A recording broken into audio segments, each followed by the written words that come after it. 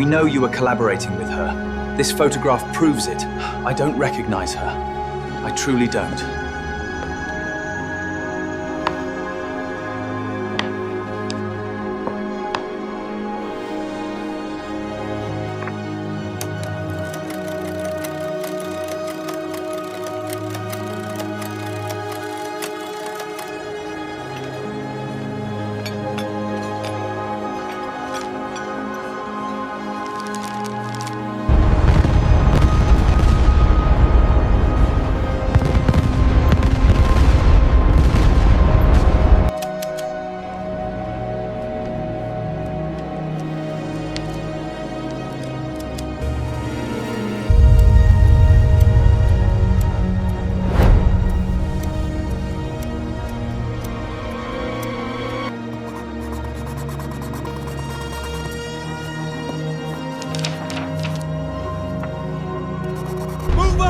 Get off the beach! Cover me! Incoming! There's a story about the Second World War that almost nobody knows, and it goes like this. Every single German spy who operated in Britain during the war was either captured, turned, or dead within weeks of arrival.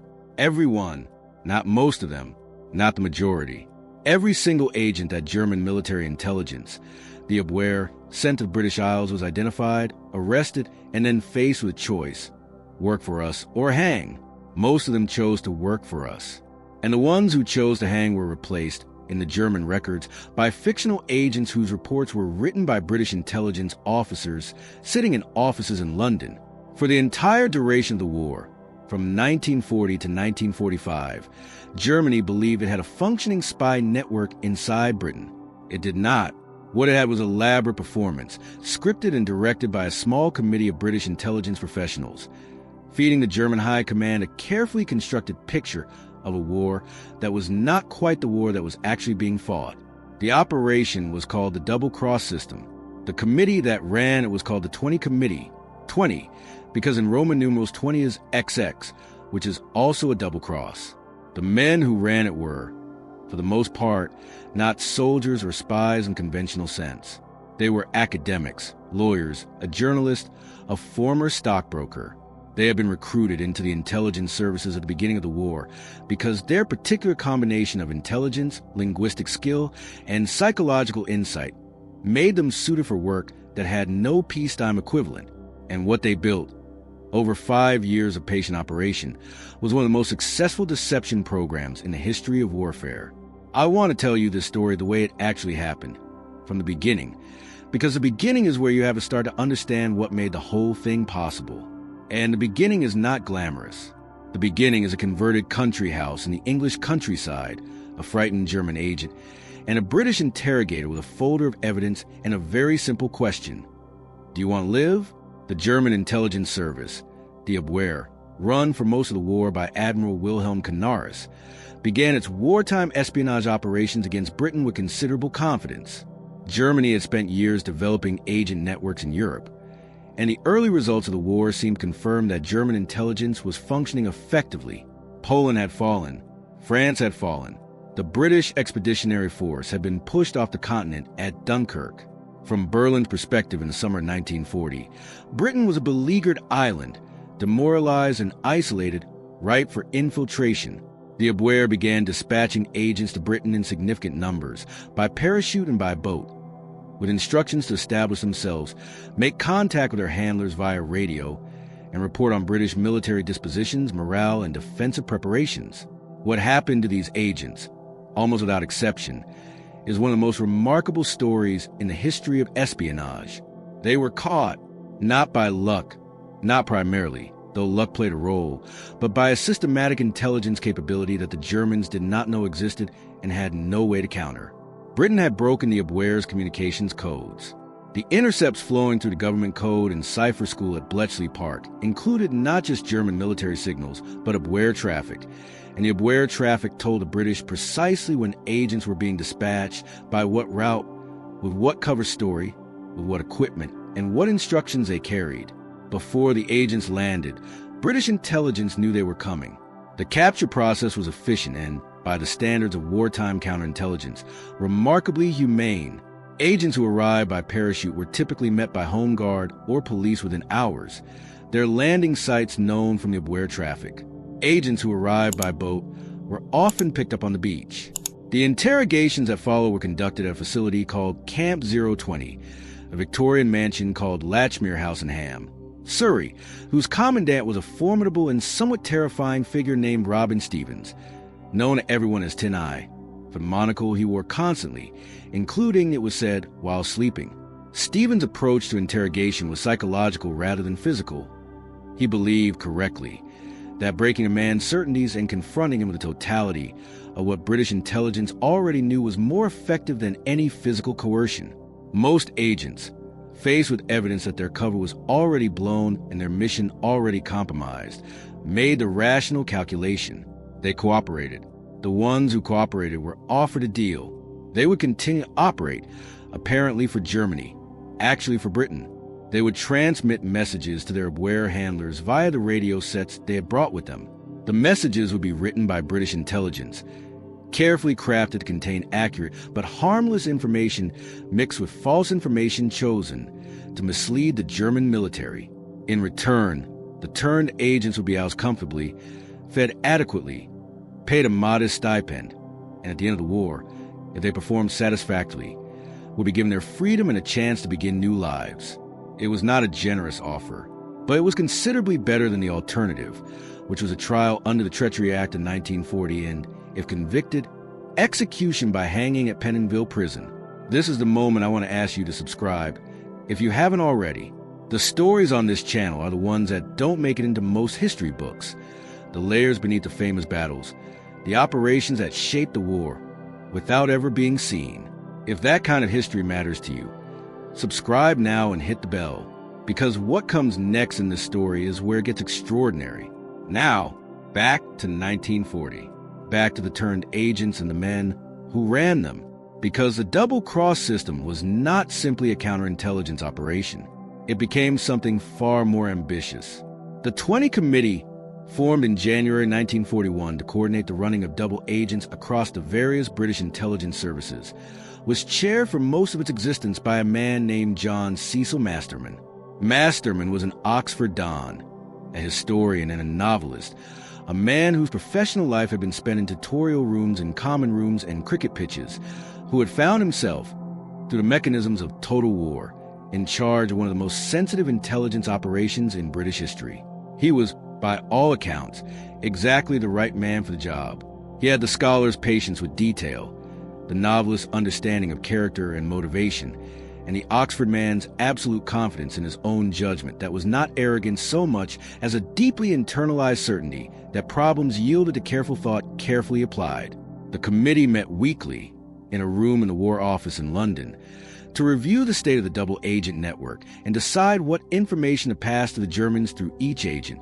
The decisions were not simple. Every piece of information passed had to be weighed against the risk that it would reveal something genuinely damaging to British operations.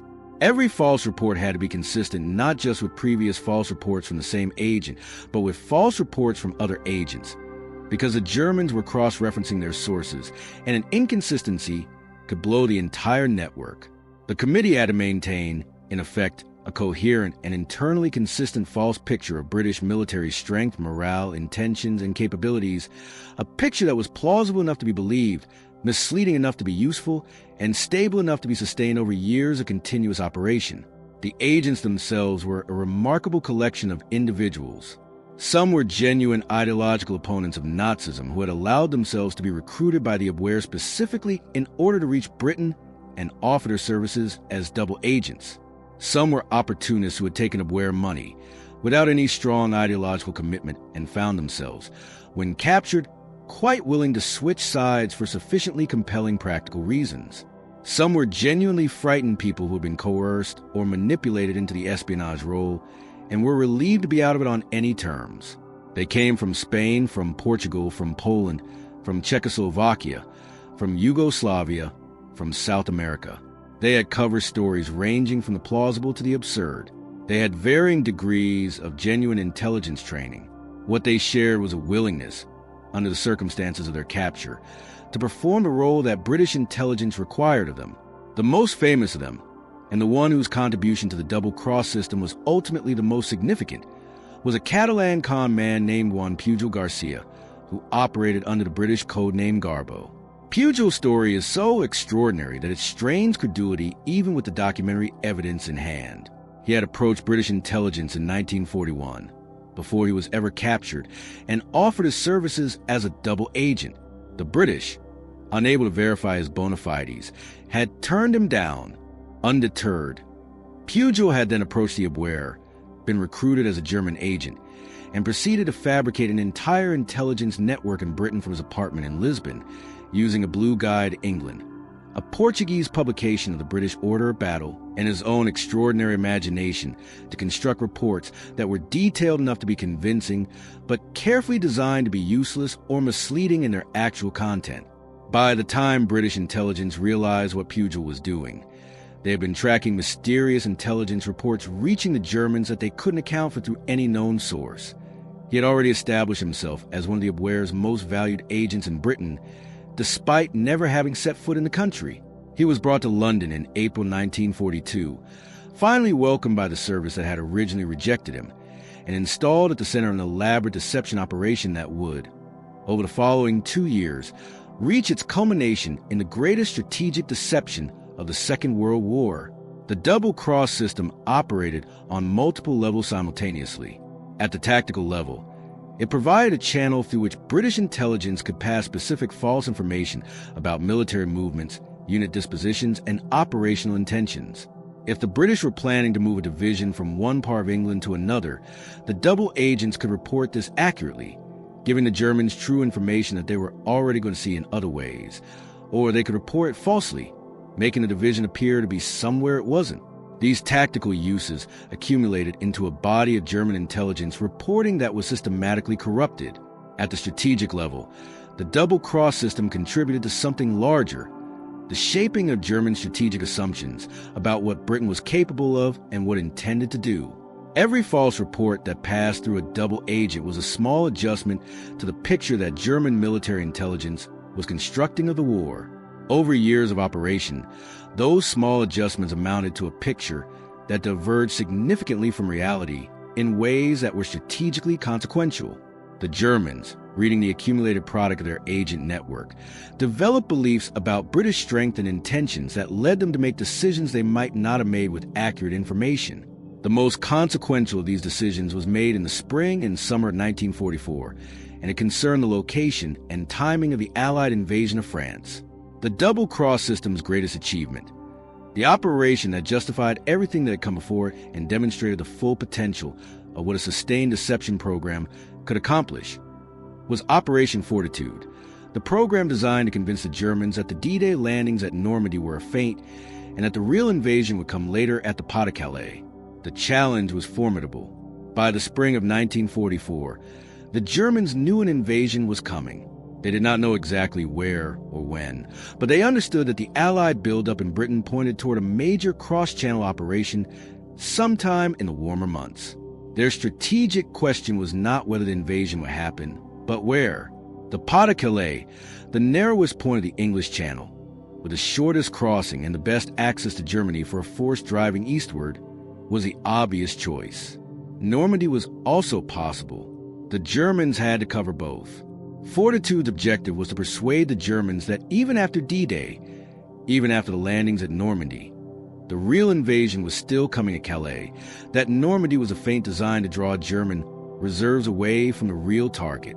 If this could be made believable, the Germans would hold their Panzer reserves back from Normandy in the critical days after the landings, waiting for the Calais attack that was never going to come. Those days of hesitation might be the difference between an Allied beachhead that held and one that was thrown back into the sea. The instrument of fortitude was primarily Garbo, Juan Pujol Garcia, and his fictional network of sub-agents, now numbering over 24, each with a distinct identity and a plausible reason to be in the location where they were supposedly reporting from. Garbo had spent 2 years building his credibility with the WWII, carefully feeding them a mixture of accurate and false information, occasionally allowing himself to be wrong in ways that made his eventual accuracy more credible. By 1944, He was one of the most trusted sources in the German intelligence system. What he reported, they believed. On the night of June 5th to 6, 1944, as the Allied invasion fleet was already at sea, Garbo's handler in Madrid was woken at 3 in the morning to receive an urgent message. Garbo was reporting that he had learned from his agents that a major operation was about to begin, that it appeared to be aimed at Normandy. The message was, by any standard, remarkable in its specificity and in its timing. It was also, from the German perspective, too late to act on. The landings had already begun by the time the message could be processed and distributed. But its timing was not accidental. The message was designed to arrive too late to be actionable while establishing, in the German record, that Garbo had known about the Normandy landings in advance. This advanced knowledge, demonstrated by the record, made his subsequent reports about the real invasion at Calais more credible. He had been right about Normandy. Therefore, he must be right that Normandy was a diversion. In the days after the D-Day landings, as Allied forces fought desperately to expand and consolidate the Normandy beachhead, Garbo sent a series of messages to his German handlers, insisting that the Normandy operation was precisely what it appeared to be, a diversion designed to pull German forces away from the Pas-de-Calais, where the main Allied army group under the fictional General Patton was waiting to deliver the decisive blow. The Germans, already inclined to believe this because their strategic logic pointed toward Calais as the primary objective, found Garbo's reports entirely consistent with their expectations. They held their reserves. The Panzer divisions that might have driven to the Normandy beaches in the critical days after June 6 waited for an attack that never came. The Normandy beachhead held. The breakout followed. The war in Western Europe moved toward its conclusion. After the war, when the double-cross system was finally declassified and the full story could be told, the historians who examined the record faced a question that had no clean answer. How much of the Allied victory in Western Europe could be attributed to the deception program? The honest response is that it cannot be precisely quantified. The landings at Normandy succeeded for many reasons. The courage of the soldiers who stormed the beaches, the weight of Allied air power, the logistical achievement of sustaining a force across the English Channel, the fighting quality of the Allied armies in the weeks and months that followed. Fortitude was one factor among many. But the historians who look most carefully at the German decision-making in the days after D-Day generally conclude that the hesitation of the Panzer reserves, the failure to commit the armored forces that might have driven the Allies back into the sea in the first critical days, was influenced significantly by the continued belief, sustained by Garbo and the double-cross network, that the main Allied blow was still coming at Calais.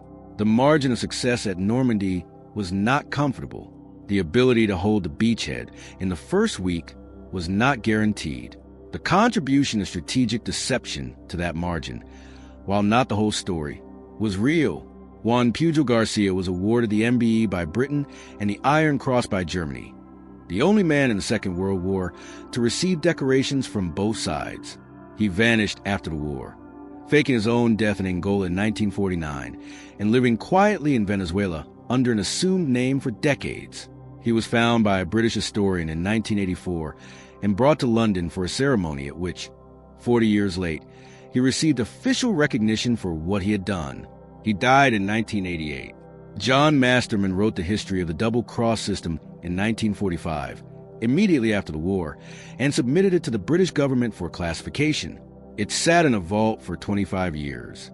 When it was finally published in 1972, over the objections of the intelligence services who still preferred that the story remain untold, it became one of the most important documents in the history of 20th century espionage. Robin Stevens Tenai, the commandant of Camp 020 who had broken so many German agents through the sheer force of his psychological presence and the completeness of what he already knew before the interrogation began, retired from the intelligence services after the war, and lived quietly in England until his death. He is not famous. He should be. The double-cross system worked because of a combination of factors that cannot all be replicated and cannot all be planned for. It required that the British had broken the Abwehr's codes, so that incoming agents could be identified and intercepted before they could establish themselves.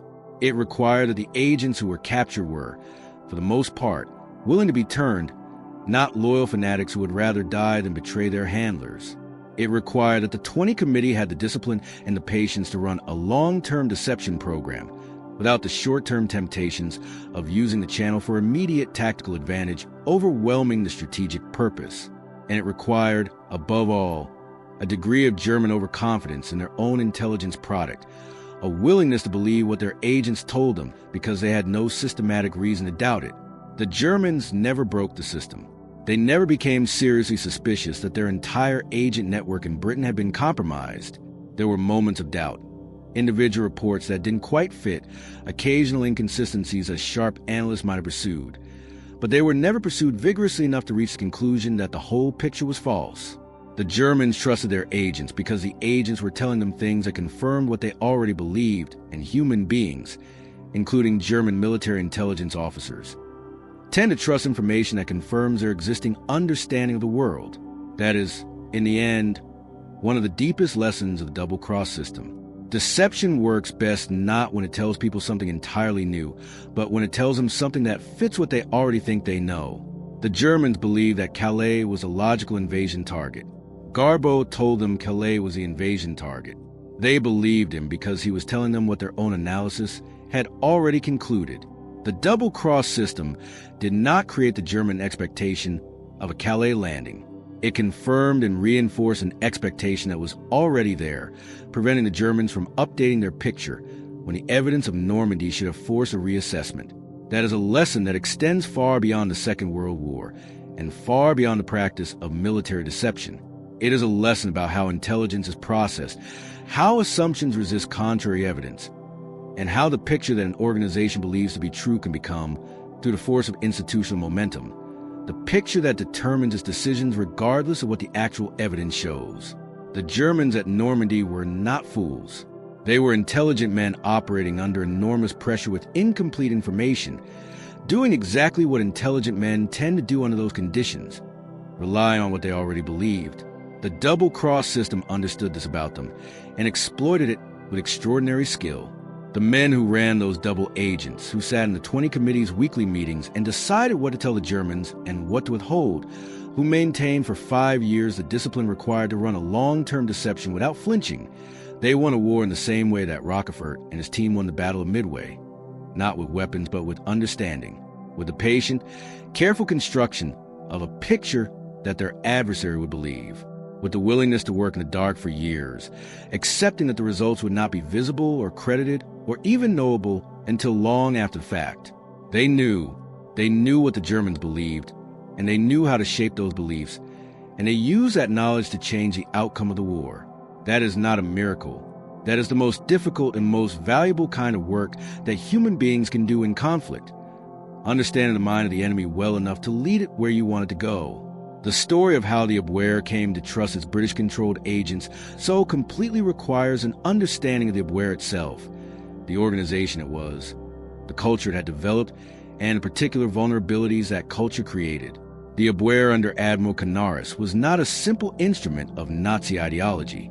Canaris himself was a deeply ambiguous figure, a career naval officer, an intelligence professional of genuine ability, who was described by historians variously as a secret opponent of Hitler, a pragmatic opportunist, and simply a man who understood that the war Germany was fighting could not be won and was trying, in his own way, to limit the damage.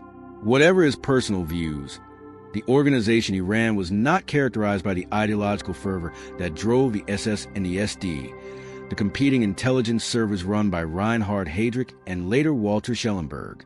The WWII was, in institutional terms, a professional intelligence service operating in the tradition of pre-war European espionage, concerned with results, skeptical of enthusiasm, prone to the institutional vice of all intelligence services, which is a tendency to believe the reports that confirm existing assessments and discount the reports that challenge them.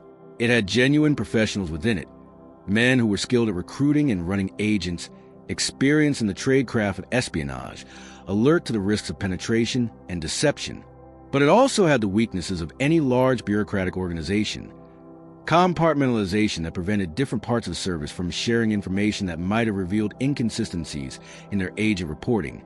Career incentives that rewarded production of intelligence product rather than the rigorous assessment of its quality. and an overarching strategic context that made German military commanders hungry for reassuring intelligence about Britain and inclined to accept reporting that told them what they wanted to hear. These structural weaknesses were precisely what the 20 Committee was exploiting. Masterman and his colleagues understood that the WWII was a bureaucracy, and that bureaucracies have predictable failure modes. They understood that if the double agents produced intelligence that was sufficiently detailed, sufficiently consistent, and sufficiently corroborated by other sources, the institutional momentum of the German intelligence machine would do much of their work for them. The WWII officers who handled the double agents had careers invested in those agents. Their value within the organization depended on the quality of their sources. A handler who reported that his prize agent had been turned was reporting his own failure. The institutional incentive was to believe in the agent's authenticity. There were close calls. There were moments when the entire system almost unraveled. The most serious of these occurred in the early months of the operation, when the volume of turned agents and the complexity of maintaining consistent cover stories across multiple channels created the risk that contradictions would accumulate to a fatal point. The 20 Committee responded by establishing rigorous protocols for information management, detailed records of what each agent had reported, cross-referenced against all other agents, reviewed before each new transmission to ensure consistency. It was, in effect, the management of a vast and continuously evolving fictional world, with the added complication that the audience of the fiction was an active adversary trying to verify what was being told. The deception was sustained through all of this by something that is easy to state and extraordinarily difficult to achieve: discipline. The discipline to use the intelligence channel only for purposes that serve the long-term strategic interest, even when short-term temptations argue for exploiting it differently. The discipline to resist the pressure. And there was always pressure from military commanders who wanted specific deceptions served, from intelligence officers who wanted to use the agents for tactical purposes, to deplete the strategic asset for immediate gain. The discipline to maintain, through years of operation, the fiction that made the system work. The agents themselves contributed to this discipline in ways that deserve recognition. The double agents were not passive instruments. They were people living complex and dangerous lives, maintaining cover stories that required constant management, communicating with their German handlers in ways that had to appear authentic, while convey what the 20 Committee had decided they should convey. Some of them performed this role with a skill and a commitment that went well beyond what their circumstances strictly required. Garbo, in particular, brought to his role a creativity and an understanding of German institutional psychology that consistently produced more effective deception than the committee had scripted. His fictional subagent network is a case in point. The WWII believed that Garbo controlled a network of sources spread across Britain, each with access to different kinds of military and political information. In reality, every one of these subagents was a fiction, invented by Pugil, given a personality and a backstory and a consistent reporting style, maintained over years without ever being exposed as imaginary. The subagents had cover stories that explained why they couldn't be contacted directly, why their reports came through Garbo, why their information was sometimes delayed. When a subagent needed to die, because his fictional circumstances required it or because his continued existence had become inconvenient, Garbo managed the death, reported it to the Germans, and dealt with a period of reduced credibility that resulted. It was, in the truest sense, a work of sustained fiction, executed under conditions where discovery meant death. The women and men who supported the double agents, the case officers who managed their daily lives, the radio operators who transmitted their messages in the appropriate Morse style, the analysts who crafted the intelligence product they would pass, worked in an environment of controlled tension that had no peacetime equivalent. They understood that the entire edifice rested on the willingness of the Germans to believe, and that belief was maintained only through continuous, meticulous effort. A single careless inconsistency, a single message in the wrong style, a single piece of information that the Germans could verify as false through another source, any of these could bring the whole structure down. The operational security surrounding the double-cross system was, by the standards of wartime British bureaucracy, extraordinarily tight.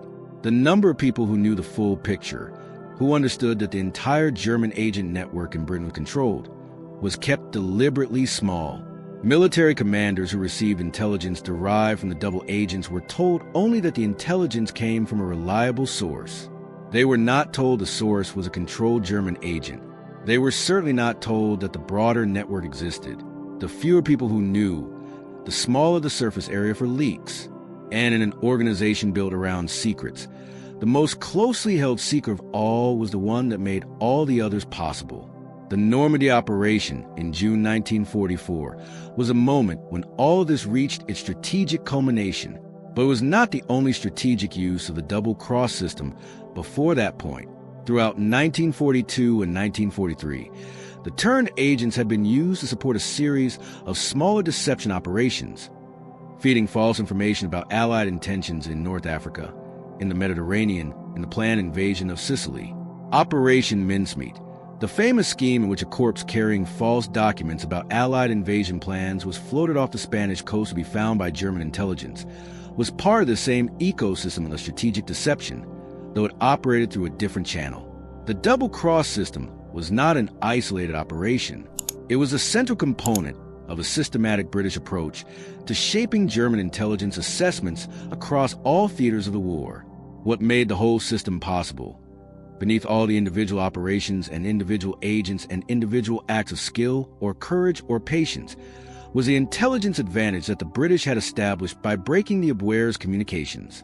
Without the ability to read what the Germans were saying to each other and to their agents, without the ability to know when an agent was arriving and what instructions he carried, without the ability to monitor whether the double agents' reports were being believed and how they were being used, without all of this, the double-cross system could not have functioned. It would have been too dangerous to run double agents without knowing whether the Germans suspected them. It would have been impossible to craft effective deception without knowing whether deception was working. The intelligence advantage was a foundation. The double-cross system was a structure built on that foundation, and the structure, over 5 years of operation, contributed to the defeat of Germany in ways that justified every hour of work, every uncomfortable compromise, every moment of tension and uncertainty that the people who ran it had to endure.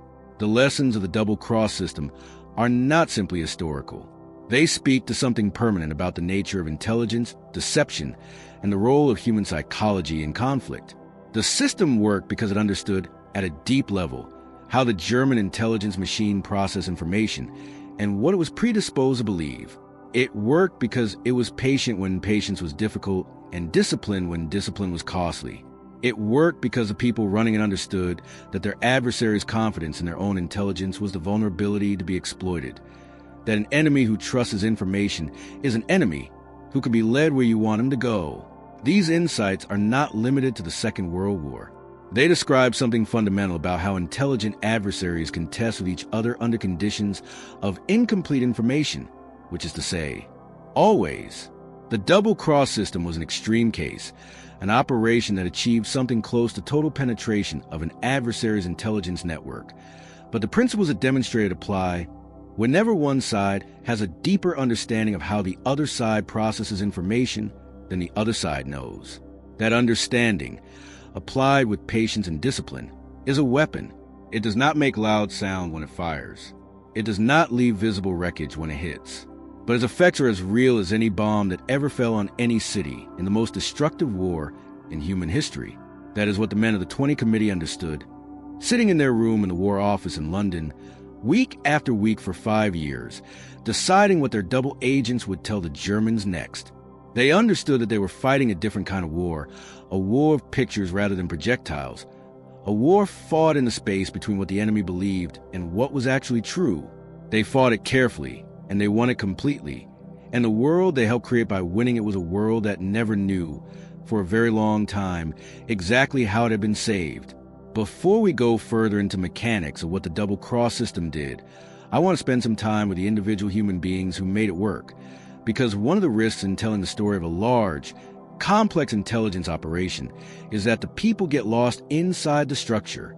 The 20 Committee, the WWII, the channels and the protocols and the strategic objectives, these are the architecture of the story. But the story itself was lived by specific men and women with specific histories and specific reasons for finding themselves in the roles they occupied. Consider the case of Eddie Chapman, who operated under the British codename Zigzag. Chapman was not a political agent, not an ideological convert, not a patriot motivated by love of country. He was a career criminal, a safecracker, specifically with a long record of burglaries across Britain, who had been arrested in Jersey before the war and was still in prison when the Germans occupied the Channel Islands. The Germans offered him freedom in exchange for espionage. He took the deal, trained as an WWII agent, and was parachuted into Britain in December 1942 with instructions to sabotage the de Havilland aircraft factory in Hatfield. He turned himself into British intelligence within hours of landing. Chapman was, by any conventional measure, exactly the wrong person to trust with a sensitive intelligence operation. He was a criminal. He had no ideological commitment to the Allied cause. He had just accepted employment from German intelligence. And yet the case officers who debriefed him recognized something in him that made the risk worth taking. He was intelligent, he was audacious, and he had a particular gift for performance, for inhabiting a role so completely that the people watching him could not tell where performance ended and the person began. He became one of the double-cross system's most valuable assets, precisely because the qualities that made him untrustworthy by conventional standards were exactly the qualities needed for the role. The story of how MI5 arranged to blow up the de Havilland factory for Chapman's benefit, constructing an elaborate false bomb damage scene that fooled WWII area reconnaissance and convinced the Germans that their agent had successfully completed his mission, is one of the most operationally creative episodes in the history of the double-cross system. The deception required the cooperation of the factory management, the local home guard, a camouflage expert from the film industry, and a press blackout that prevented any accurate reporting of the factory's continued operation. It worked perfectly. The Germans were convinced. Chapman was returned to Germany as a hero, given the Iron Cross, and sent back to Britain for a second mission, arriving, again, directly into the hands of British intelligence. Or consider Duško Popov, a Yugoslav playboy and lawyer who operated under the codename Tricycle. Popov was recruited by the WWII through social connections in neutral Portugal, but he had no intention of actually working for Germany. He approached British intelligence almost immediately and was accepted as a double agent. He was charming, socially connected across neutral Europe, and genuinely useful to the British because his WWII handlers trusted him completely. He traveled widely, maintaining cover, meeting with German intelligence officers in Lisbon and Madrid, and passing on what he learned to London. Popov is also, in the margins of history, connected to one of the more melancholy what-if questions of the Pacific War. In the summer of 1941, the WWII sent Popov to the United States with a questionnaire, a list of intelligence requirements, that included a series of detailed questions about Pearl Harbor. The questions were specific enough and structured in a way that suggested to some British analysts that the Germans might be gathering information for the Japanese about the harbor's defenses and layout. Popov passed the questionnaire to the FBI. The FBI's director, J. Edgar Hoover, apparently dismissed Popov as an unreliable playboy and did not act on the information the way that, in retrospect, it might have deserved. Whether or not the questionnaire actually constituted advance warning of the Pearl Harbor attack is disputed by historians. What is not disputed is that it was not aggressively followed up. The world of the double-cross agents was, in many ways, the world that later became the template for fictional espionage. The world of Ian Fleming's James Bond, of John le Carre's more ambiguous operatives, of the entire genre of spy fiction that flourished in the post-war decades. Fleming himself worked in British naval intelligence during the war and was familiar, in general terms, with the double-cross operation and the kinds of people employed. The glamour of wartime espionage as it appears in fiction has its roots in reality, but the reality was also harder and colder and more morally complicated than any fiction has fully captured. The agents lived with the knowledge that a single mistake could expose them. They maintained cover stories over years, answering questions from German handlers in ways that had to appear natural while concealing the totality of what was actually happening. They cultivated relationships with German intelligence officers, sometimes genuine relationships, with real warmth on both sides, while knowing that the officers on the other side were, in the most fundamental sense, their adversaries. They moved through neutral countries where both British and German intelligence were active, where being identified as working for the wrong side could result in consequences that were not merely bureaucratic. Some of them were, by the end of the war, genuinely uncertain about their own loyalties in a way that their handlers were not. The German officers who ran them were often, by the end, the people who knew them best, who had worked with them for years, who had trusted them, who had in some cases gone to considerable lengths to protect them within the German system. The experience of sustained double agency, of living between two worlds while fully belonging to neither, left psychological marks that were not easily resolved by the formal ending of the war. The 20 Committee, for its part, was not immune to the moral complexities of what it was doing.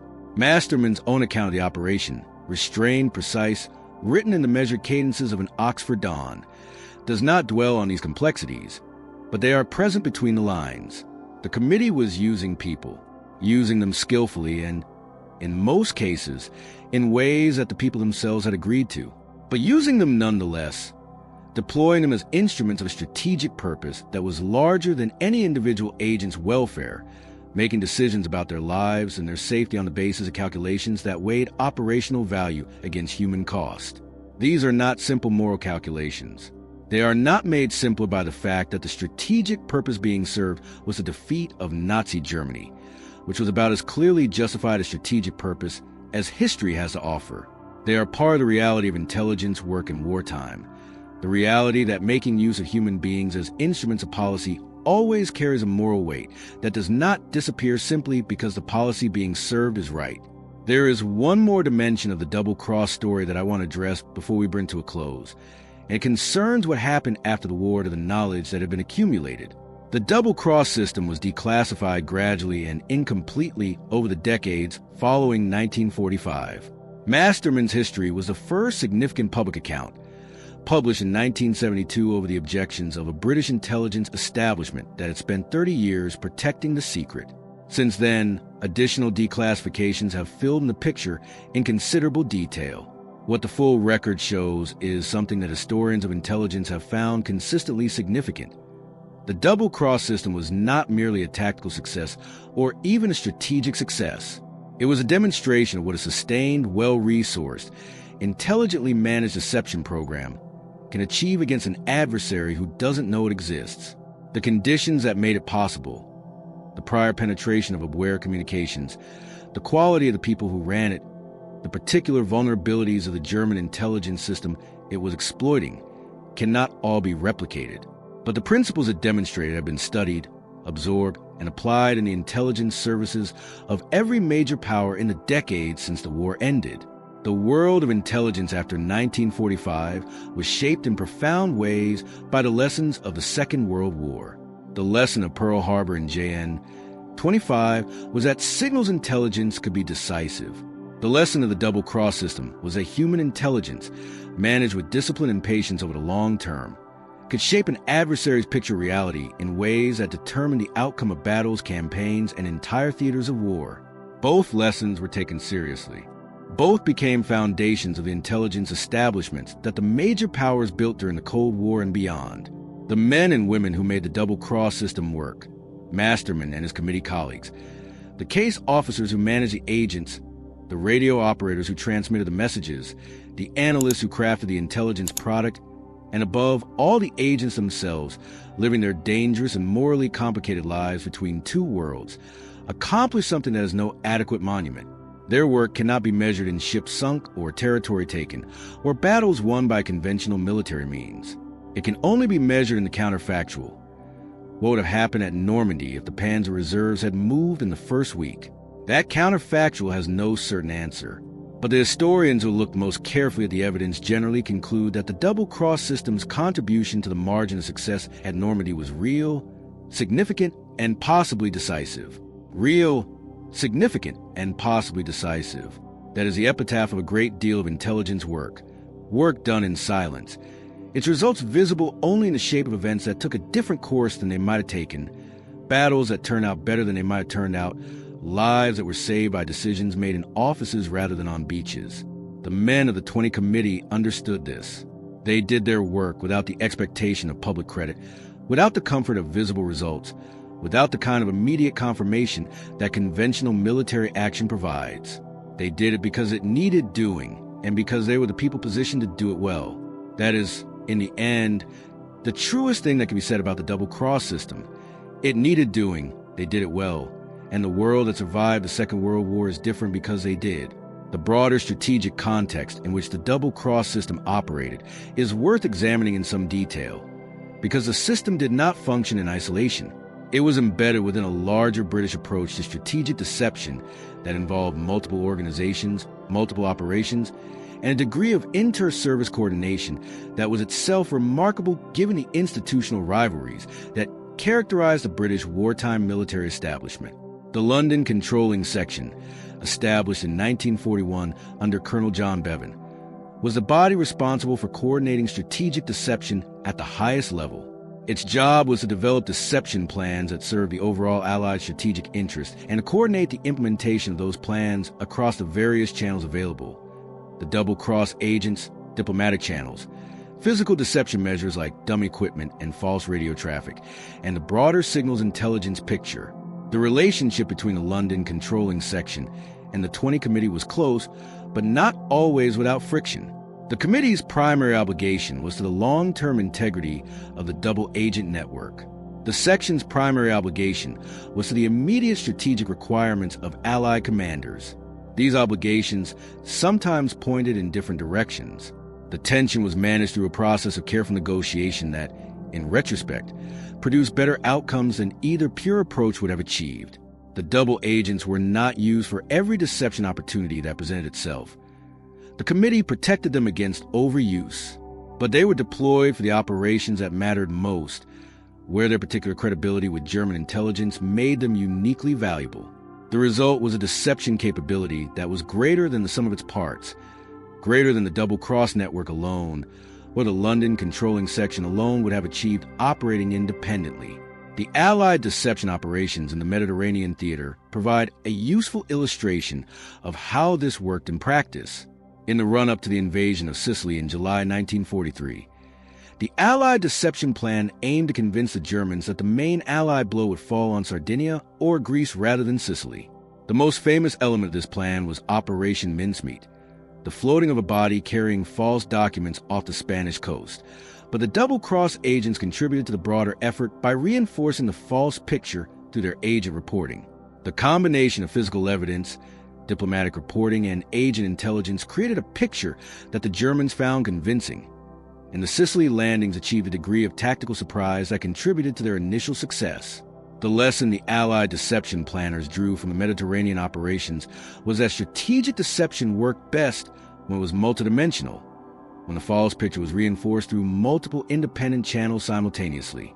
A single source pointing to Sardinia might be dismissed or discounted. Multiple independent sources, all pointing in the same direction, each lending credibility to the others, created a picture that was much harder for German intelligence to reject. The Fortitude deception for D-Day took this lesson and applied it on the largest possible scale, coordinating physical deception, signals deception, diplomatic reporting, and a double-cross network into a single, mutually reinforcing picture of an Allied force that did not exist, preparing for an attack on Calais that was never going to happen. The fictional army group that was supposedly preparing to attack Calais was given a name: the 1st United States Army Group, or FUSAG, and a commander whose reputation would make German intelligence take it seriously. The commander chosen for this fictional army was General George S. Patton, who had demonstrated at Sicily and elsewhere that he was the most aggressive and capable of the American field commanders. The Germans knew Patton's reputation. They knew that the Allies would not waste Patton on a secondary operation. If FUSAG was under Patton's command, FUSAG must be the main Allied effort. This logic, which the deception planners had anticipated and designed the fiction to exploit, operated exactly as intended throughout the critical weeks of the Normandy campaign. The Garbo Network's role in sustaining the Calais deception after D-Day was the most operationally demanding task in the history of the double-cross system. The agents had to report convincingly and consistently that Normandy was a feint, that they had observed preparations continuing for a larger operation, that the troops they could see moving were not the main Allied force, that the attack on the Pas-de-Calais was imminent. These reports had to be timed carefully, detailed convincingly, and maintained over weeks as the actual Normandy campaign developed and expanded. The fact that the Germans continued to believe in the Calais threat through the crucial first weeks, holding back armor reserves that might have driven to the coast, is a testament to the quality of the reporting and to the credibility that years of careful management had built into the Garbo network's relationship with the Abwehr. The individuals on the German side of the story also deserve some consideration.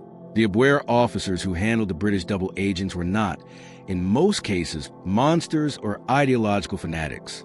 They were intelligence professionals who had been recruited, trained, and deployed in the service of a state that was engaged in a war of aggression and occupation across most of Europe. Some of them knew, by the later years of the war, that Germany was losing and that the reports coming from their British agents, whatever their quality, could not change that fundamental reality. Some of them had their own complex relationships with the Nazi state. Canars himself, executed in 1945 for his alleged involvement in the July 1944 plot against Hitler, was almost certainly not the loyal Nazi he appeared to be in his official role. The German officers who ran the Abwehr's British operations were doing their jobs, as far as they understood them, while being systematically deceived by people who understood them far better than they understood themselves. This is the hardest lesson of the double-cross system from the perspective of the people who lost to it. Not that they were outgunned or outmanned or out-resourced, but that they were outthought at a deep level by adversaries who had studied them carefully and had designed a trap that exploited exactly the vulnerabilities, institutional, psychological, structural, that characterize their organization. Being outthought is a particularly uncomfortable form of defeat. It is easier to accept a loss that came from the other side having better weapons or more soldiers or more factories. It is harder to accept a loss that came from the other side understanding you more clearly than you understood yourself, and using that understanding to lead you, step by step, into a picture of the world that was not the world, into decisions based on a reality that did not exist. That is what the double-cross system achieved, in the end. Not merely the defeat of the German intelligence service in Britain, not merely the protection of the Allied deception operations, but the construction over 5 years of a German picture of the war that was systematically wrong about the things that mattered most, maintained through patience and discipline, and particular genius of people like Juan Pujol Garcia, through the moment when the beaches of Normandy held, and the long road back across Europe began. The double-cross system's full impact on the war extended beyond the European theater in ways that are less well documented but no less real. The strategic picture that Germany held of Allied intentions and capabilities, shaped in part by the double agent network, influenced German decision-making across multiple fronts simultaneously. Resources allocated to defend against threats that did not exist were resources not available to defend against threats that did. The diversion of German attention and military assets to the fictional Fusag and the anticipated Calais landing had a cost that extended beyond the Normandy campaign itself, into the broader German capacity to respond to the Allied advance through France and into Germany in the months that followed. There is also the question of what the double-cross system meant for the post-war intelligence world, not just institutionally, in terms of the organizations that were built on its lessons, but conceptually, in terms of how governments and military establishments thought about the relationship between intelligence and military power. The Second World War demonstrated, more conclusively than any previous conflict, that intelligence was not merely a support function, not merely a way of gathering information that generals could then use to make better decisions.